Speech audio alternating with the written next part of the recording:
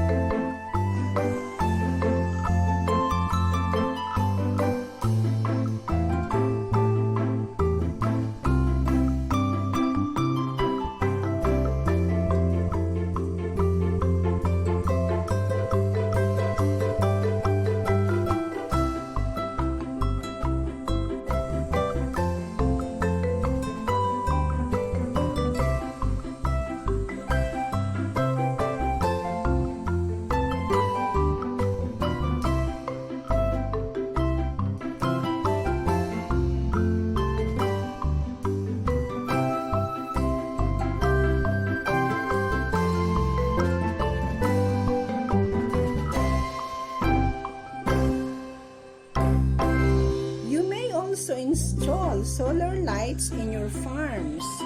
Please don't forget to subscribe, like, and make a comment.